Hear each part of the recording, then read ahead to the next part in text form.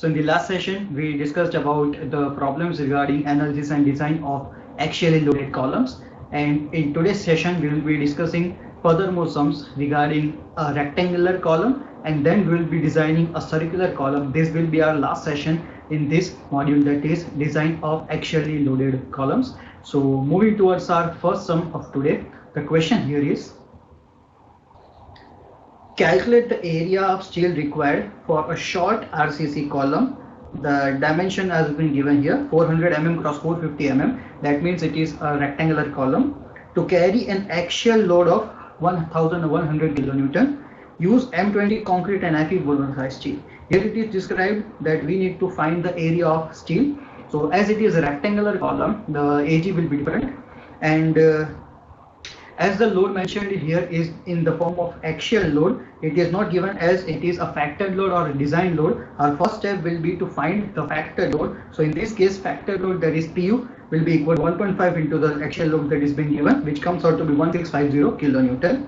Now the next will be to find the size of the column. The size of the column is already mentioned here, that is 400 cross 500, and the grade of concrete and steel also are being described.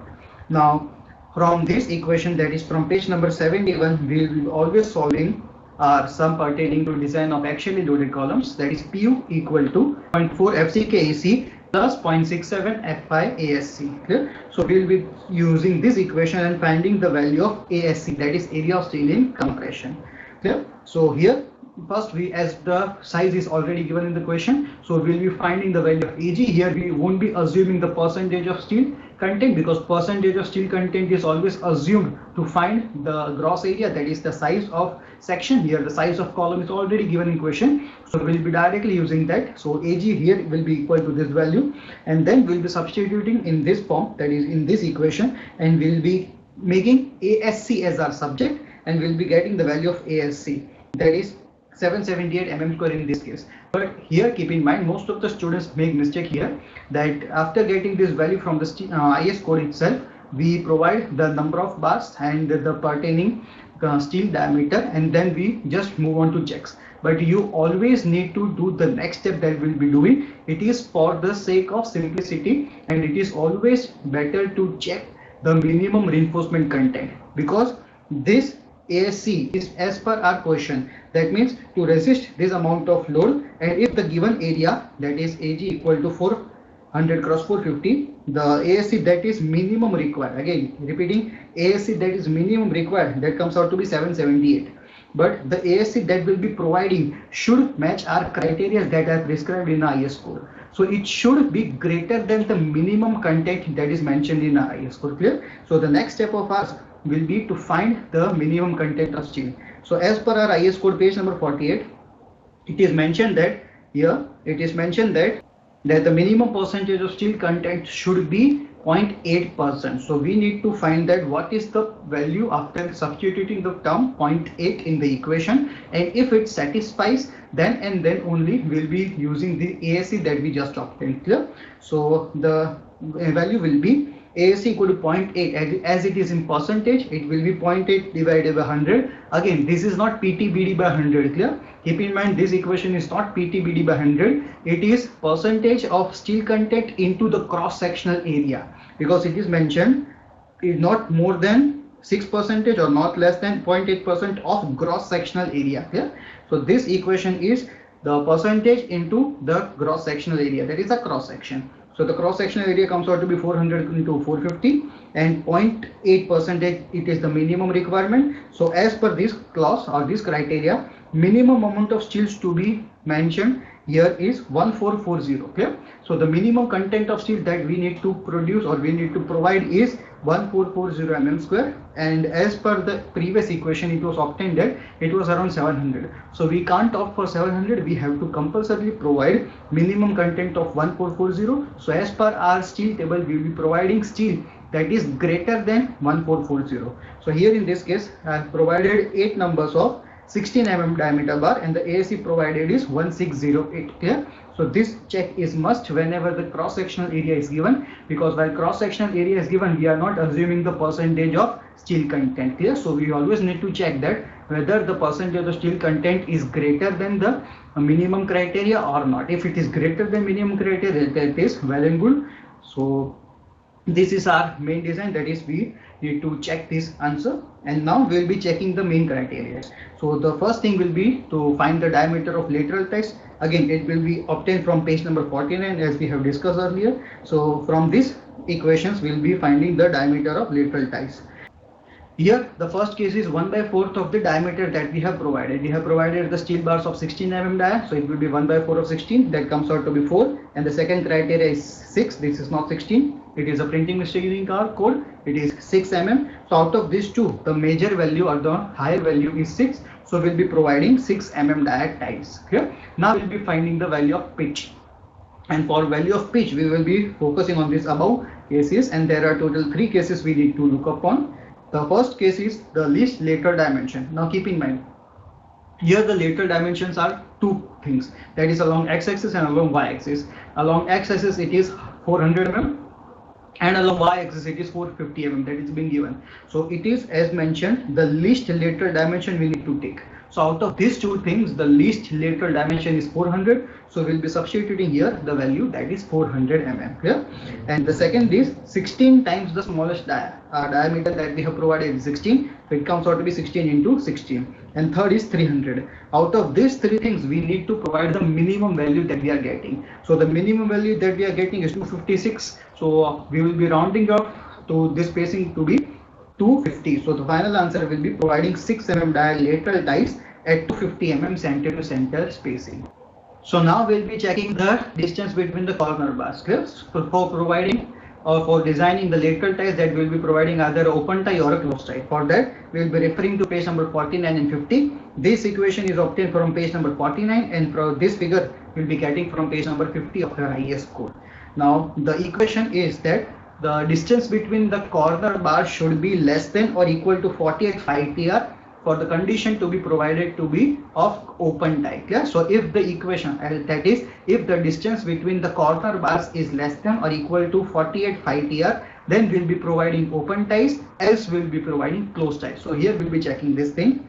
So here the distance between these corner bars. Now keep in mind, as the lateral dimensions are different, along x-axis it is 400 and along y-axis it is 450, we'll be always considering the distance on the longer face. Clear? So for a rectangular section, keep in mind, we will be always considering the distance on the longer face. So the longer face here is 450. So this whole length will be of 450. We will be required to deduct cover on two sides. So cover on two sides will be 50 and 50. So here it is 450 minus 2 into 50. Now keep in mind, this distance is always center to center distance. Clear? So the distance between center of bar here and center of bar here will be one bar deducting in this case. So minus 16. So the length comes out to be 334. So now we need to find the equation, that is 48 phi TR as per this clause that is mentioned. Clear? So 48 phi TR, that was our diameter of lateral ties. Lateral ties we have provided of 6 mm dia. So 48 into 6 comes out to be 288. So if this length, that is 334 that we have just obtained, is less than 288, then we could have opted for open tie, but as this length is greater than 288, we will be providing closed ties. Clear? So we will be providing two sets of closed ties in this case. Clear? So this was our sum pertaining to our rectangular section. Now moving on to the second sum of today, that is for circular section or circular column. The question here is, design a circular column for the following data, check the minimum eccentricity and check for short long column. This is something that we'll be discussing, that to check whether the column is short or long. The axial load given is 2000 kilonewton. The unsupported length is 3 meters. The effective length is also given as 3 meter. The grade of concrete is M20 and steel is Fe415. So these are the data that have been prescribed in our question, and now we'll be moving on to our sum. So first of all, as it is a helical reinforcement, that it is given this is a helical reinforcement, we'll be moving on to page number 71, because whenever a circular column is to be designed, the first thing will be to convert our load, that is for circular column, to the load that is to be designed for a lateral tie, that is for a square or rectangular section. Clear? So the first thing will be to convert this load. Why convert this load? Because the equation, that is PU equation, is only applicable for lateral ties. We don't have any equation for satisfying a load criteria for a circular column. So first thing for circular columns will be always to convert the loading criteria. So here from this equation we can see that the strength of compression member with helical reinforcement, that is of a circular column satisfying the requirement of above, that is PU equation, shall be taken as 1.05 times the strength of the bar or strength of the member that is with lateral ties. Clear? So from this equation we will be finding the value of our load. So here effective length is 3000 mm, that is already mentioned, so 3 meters. So the design factor load, now keep in mind the load here is given in the form of axial load. So the first thing will be to convert it into factored load. So factored load will be 1.5 into 2000, and this load is for a circular column. So for finding the load of a lateral tie, that is for a rectangular square column, we'll be always dividing it by 1.05 as it is mentioned here. Clear? So here dividing by 1.05 we are getting the value 2857.14. So now we'll be taking the value of PU to be this for our entire sum. So next the thing will be to find the steel content, and for finding the steel content, the first thing will be to find or to analyze the section, or that is a circular section. So we will be needing to find the diameter of the column. So to find the diameter of column we need to assume the steel content. If it is not mentioned in question, we will be always assuming the steel content to be the minimum, that is assuming minimum steel 0.8%. So ASC will be 0.008 Ag divided by 100, that is, and AC comes out to be 0.992 of Ag. Clear? So after this we'll be using the equation this, that is for PU, and we'll be finding the value of Ag. So Ag comes out to be this value. Now as we are designing a circular column, the total gross area will be equal to pi by 4 d square. So this value will be substituting to be equal to pi by 4 d square, and then we'll be identifying the value of D. The value of D, that is diameter, comes out to be 598.37. So we'll be rounding it off to 600, and then we'll be finding the Ag that I have provided. Clear? So pi by 4 into 600 square. So this is the Ag provided, and the next thing will be to calculate our steel content. And steel content for circular column can always be equated by the assumption that we have just made, that was ASC was equal to 0.008 Ag. So this equation can be substituted here, and we can obtain the value of ASC that comes out to be 2261.95 mm square. Clear? As this is as given per criteria, that is we have already checked and we have already assumed that the minimum steel reinforcement is being used. So there is no need to check again, as we have seen in the previous sum. We will be just opting for the steel content. So now from the steel table we will be using steel table to find the number of bars, and the number of bar here I have provided is 6 numbers of 22 mm die. And after providing 6 numbers of 22 mm die, the ASC that I have provided is 2280 mm square. You can still go for higher value, there is no issue in that, but keep in mind for circular bars, again for circular bars the minimum number of bars should be always 6. You can't opt for less than 6 number of bar. You always need to opt for at least 6 numbers of bar. Clear? So this is the ASC that we have provided. Now the next will be the design of lateral ties, and this is not a rectangular or a square column, so the design will be different in this case. So for that we need to see this equation that is given in page number 971, that is 39.4. Here, now here the first thing will be to identify this check, that is 39.4.1. Here it is mentioned that the ratio of volume of helical reinforcement to the volume of core shall not be less than 0.36 Ag AC minus 1 FCK upon F5. This is the equation that we need to check.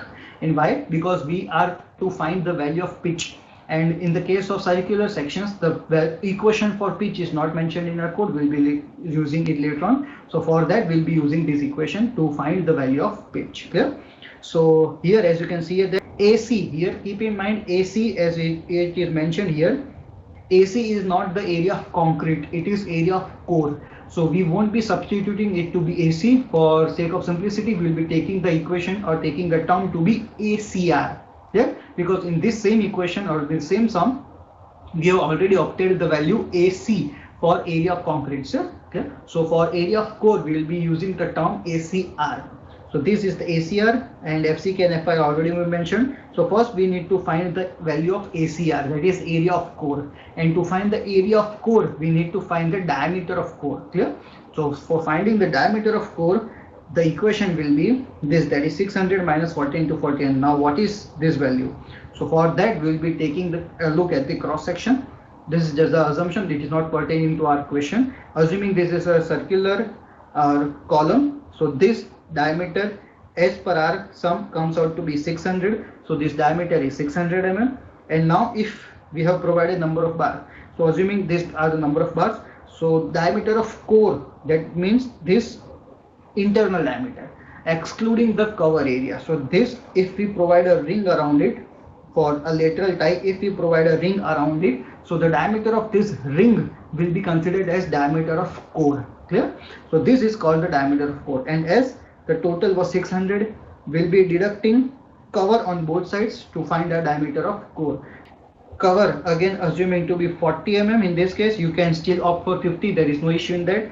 I have opted here for 40, you can still go for 50. So assuming cover to be 40 in this case, the final answer, that is diameter of core, comes out to be 520 mm. So this is the diameter of core, and from diameter of core we will be finding the value of ACR, that is area of core. Area of core, that will be pi by 4 into d square, and d will be a diameter of core.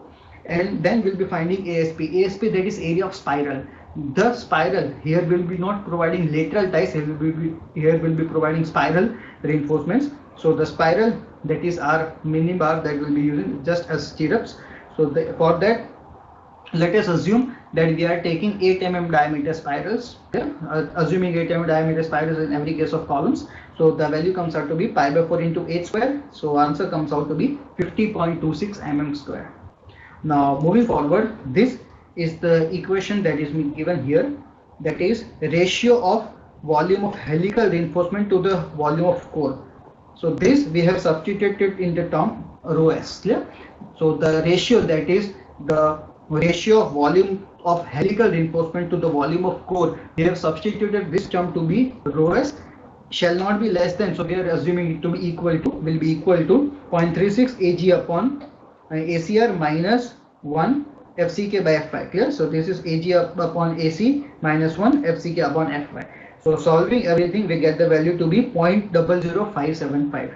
So this ratio comes out to be 0.00575.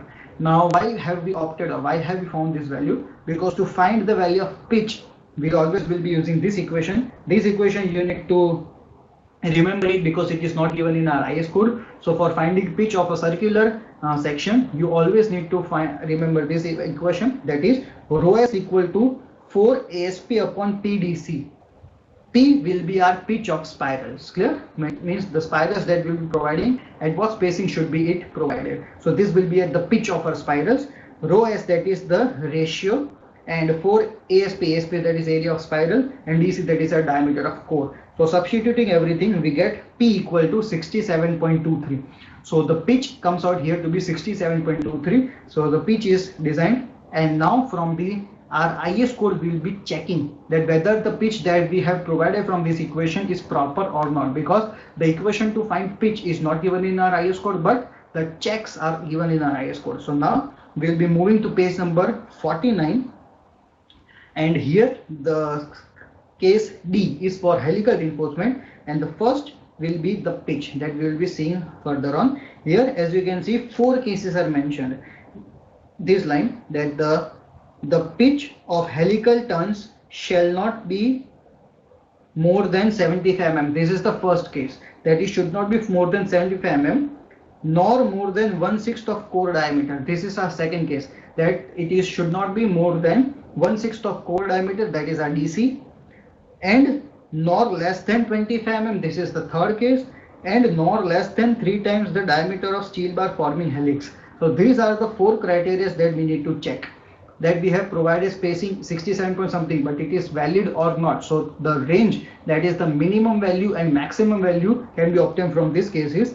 So these 4 cases are given. The first case here is should not be more than 75 mm. That means pitch should be less than 75 mm.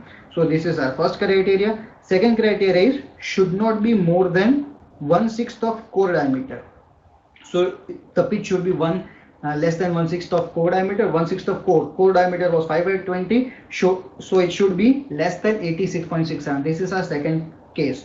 And third case is that not less than 25 mm. That means the pitch value should not be less than 25 mm. So it should be greater than 25 mm. This is the third case.